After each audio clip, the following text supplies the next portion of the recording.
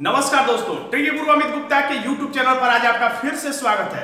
दोस्तों, उत्तर प्रदेश पुलिस भर्ती परीक्षा की तैयारी करने वाले सभी छात्रों को विगत परीक्षाओं में यानी पिछली परीक्षाओं में जितने उत्तर प्रदेश पुलिस भर्ती के प्रश्न पत्र हुए हैं उन्हें सॉल्व करना बहुत ही जरूरी है। जैसे 2013 में प्री और मेंस का पेपर और 2009 में एक पेपर जो हुआ है उसे सॉल्व करना बहुत ही ज्यादा जरूरी है। इसीलिए मैंने ये सॉल्व पेपरों का एक श्रृंखला आपके सामने लेकर आया हूं, जिसमें 1 से लेकर 7 तक के प्रश्नों को मैंने पिछले वीडियो में अपलोड किया है, उसे आप जाकर देख सकते हैं। अब यहाँ पे मैं अगले प्रश्नों को लेता हूं, तो आइए देखते हैं। कभी कभी श्रृंखला परीक्षण का ये प्रश्न है जो कि 2013 में आया हुआ है, और कभी कभी श्रृंखला परीक्षण के प्रश्न बड़ी बड़ी संख्याओं वाले होते हैं और कठिन होते हैं।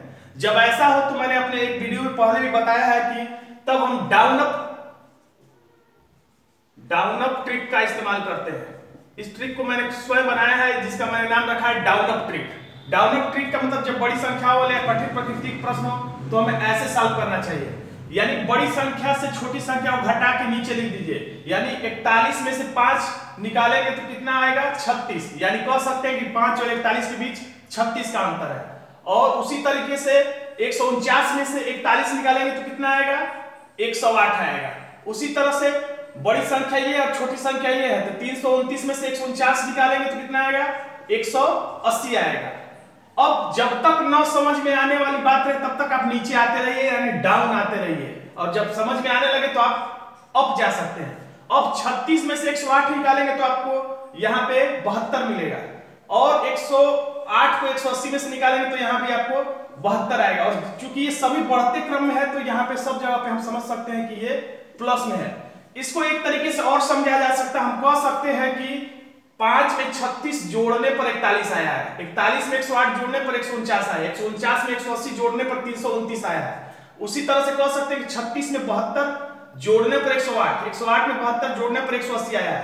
तो अब यहाँ पे रीजनिंग का दिमाग काम करता है, यहीं पे ध्यान देने वाली बात है। डाउन आना तो आसान है, अप जाने में ही सीखना है कि अप कैसे जाएंगे।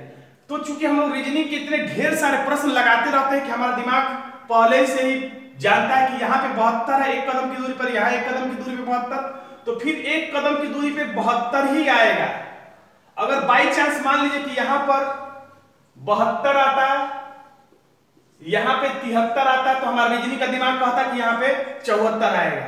या बाई चांस यहाँ पे 72 आता, यहाँ पे 71 आता, तो हमारा रीजनिंग का दिमाग कहता है कि यहाँ पे 70 आएगा। यानी जो आए उसी हिसाब से हम अपना दिमाग लगाएंगे। चूंकि यहाँ पे भी 72 है, यहाँ पर भी 72 है, तो 1 कदम की दूरी पे, उतनी ही दूरी पे यहाँ भी 72 आया।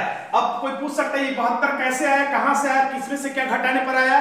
तो ये हमारे दिमाग से आया, रीजनिंग के दिमाग से, कि उतनी दूरी पे 72 आया।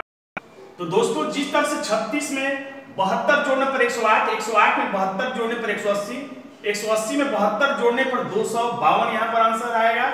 और इस प्रकार से 5 में 36 जोड़ने पर 41, 41 में 108 जोड़ने पर 149, 149 में 180 जोड़ने पर 329, उसी तरीके से 329 में 252 जोड़ने पर आंसर आ जाएगा 581, यानी कि हमारा आंसर हो जाएगा ए। तो दोस्तों, यहाँ पर डाउन आना तो आसान है और यहाँ पे अप जाना ही सीखना जरूरी है। उसी और बाकी इसका आंसर आप अब तक आपने ढूंढ ही लिया होगा। कैमरे में हमेशा क्या होता है, तो रील तो वाला जमाना ही चला गया, रील होना जरूरी नहीं है। फ्लैश, दिन में फ्लैश की जरूरत ही नहीं होती, स्टैंड के बिना भी हम लोग अपने हाथ से ही काम चला सकते हैं, जैसे मैं चलाता हूं। और यहाँ पे लेंस के बिना कैमरा काम नहीं करता। अब लखनऊ, जिस प्रकार से लखनऊ से संबंधित है उत्तर प्रदेश, यानी कि अब क्या संबंध है, तो लखनऊ राजधानी है उत्तर प्रदेश की, उसी तरह से रांची राजधानी है किस राज्य की, तो यहाँ पे हम आंसर कर देंगे झारखंड की। अब यहाँ पे ये थोड़ा सा कंफ्यूजन वाला प्रश्न था, उस समय भी कई विद्यार्थियों ने इस प्रश्न को गलत किया था।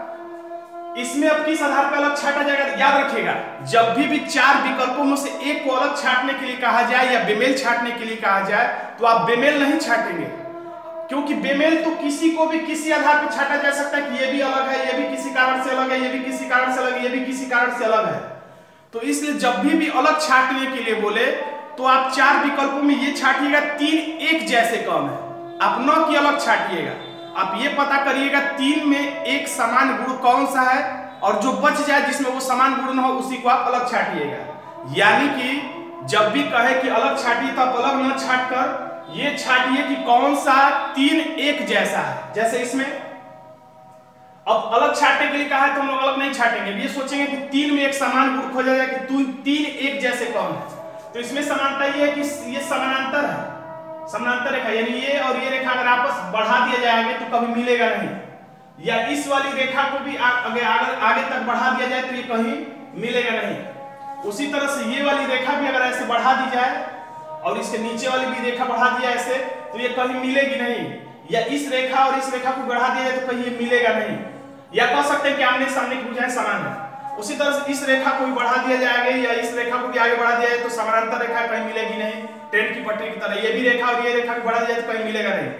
उसी तरह से ये रेखा और ये रेखा तो नहीं मिलेगा कहीं, लेकिन ये वाली रेखा और ये वाली रेखा आगे बढ़ा दिया जाए तो ये आपस में मिल जाएगा, यानी यही आंसर होगा, यही अलग है। यानी समानता क्या मिला कि बाकी सब समानांतर है आमने सामने की भुजाएं, और ये समानांतर आमने सामने की भुजा नहीं है, इसलिए यही आंसर हो गया। दोस्तों अब हम अगला प्रश्न देखते हैं। दोस्तों इस बात को हमेशा ध्यान रखिएगा कि आपके उत्तर प्रदेश पुलिस भर्ती परीक्षा 2018 में सबसे ज्यादा प्रश्न रीजनिंग के ही होंगे। आप अपना सिलेबस ध्यान से देख लीजिएगा।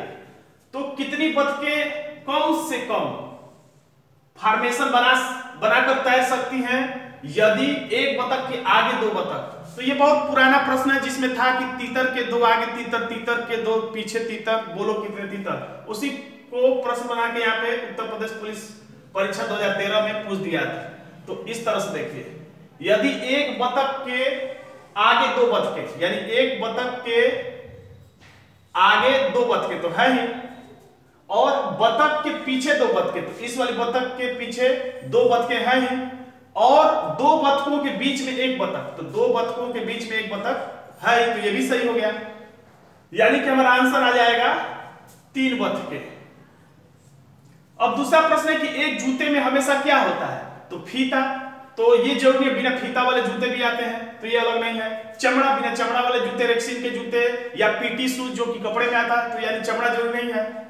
जीप, जीप का मतलब ये हम लोग का मुंह वाला जीप नहीं, जो रिबन वाले फीते के नीचे जो जूते में लगा रहता है उसको हम जीप कहते हैं।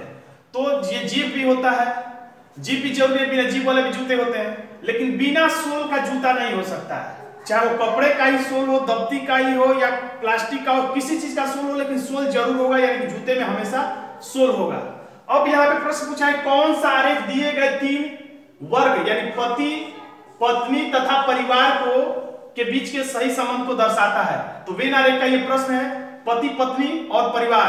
तो सीधे सीधे जो लोग पढ़े होंगे इस वेन आरेख वाले चैप्टर को आराम से बता देंगे कि इसमें ये बड़ा वाला वृत्त जो है वो परिवार को दर्शा रहा है, और ये इनमें से कोई एक कह सकते हैं पति और कोई इसमें से एक कह सकते हैं पत्नी। यानी कि पति न पत्नी होता है, पत्नी न पति होती है, और ये दोनों ही लेकिन परिवार का हिस्सा है। अब विषम ढूंढे में फिर से मैं आपको बता रहा हूं कि जब भी विषम ढूंढने के लिए कहे तो आप विषम यानी कि अलग मत खोजिए, नहीं तो अलग खोजना हो तो जैसे ए को भी आप टिक कर दें, कहेंगे पेट्रोल ऐसा चीज है जिससे कि 4 व्हीलर यानी 4 पहिया वाहन चलते हैं और किसी से नहीं चलता, तो इसको भी टिक कर सकते हैं ऐसा सोच के। कोयला को भी टिक कर सकते हैं कि कोयला पर ही हम खाना बना सकते हैं और किसी चीज पे खाना नहीं बना सकते।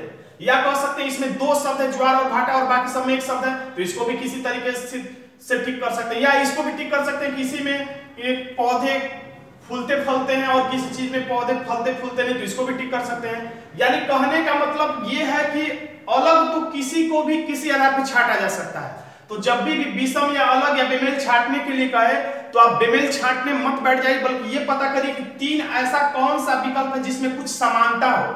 जब 3 विकल्पों में समानता खोज लेंगे तो एक जरूर उसी आधार पर अलग साबित हो जाएगा। जैसे इसमें समानता ये है कि पेट्रोल भी ऊर्जा का स्रोत है, कोयला भी ऊर्जा का स्रोत है, और ज्वार भाटा के माध्यम से भी ऊर्जा उत्पन्न की जाती है, तो ये भी ऊर्जा का एक स्रोत है। मिट्टी ऊर्जा का स्रोत नहीं है, इस तरह से ये आंसर हो जाएगा डी।